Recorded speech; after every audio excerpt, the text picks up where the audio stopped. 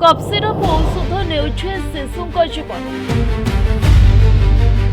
एक प्रकार विष रूपे यह एबे सारा राज्य रे काम करुथिबा बेले आयुष रे भर्ती होइछन्ति एकाधिक शिशु।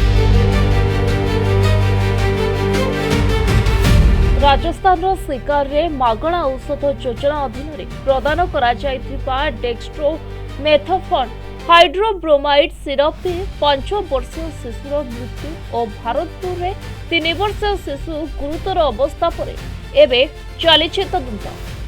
केंद्रीय दल मपी छिंदवाड़ा रे 6 शिशुर मृत्यु रे तदंत मध्य आरंभ करिछि।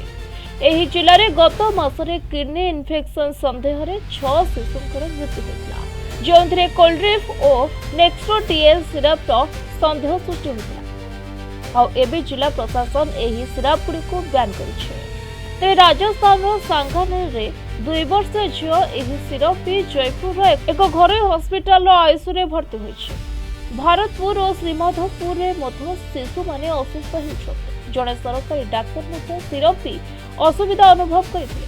राजस्थान मेडिकल सर्विसेज कॉर्पोरेशन केसनस फार्मा रो बैच KL25/147 और KL25/148 रो बंटन बंद करी 3 सभ्यों कमिटी गठन करिछे।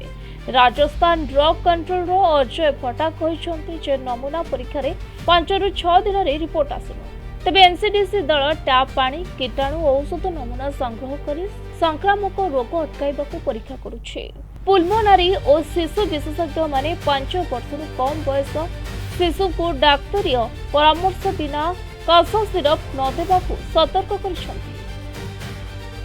रिपोर्ट प्रतिदिन टिभि। बेक पिठी अंटा आंठू आदि समस्त दरजर एकमात्र तैल श्री संजीवनी पेन रिलीफ ऑयल। श्री संजीवनी लगैले जमा बिंदीवनी। श्री संजीवनी पेन रिलीफ ऑयल हर दर्द को समझे, रखे सबका ख्याल।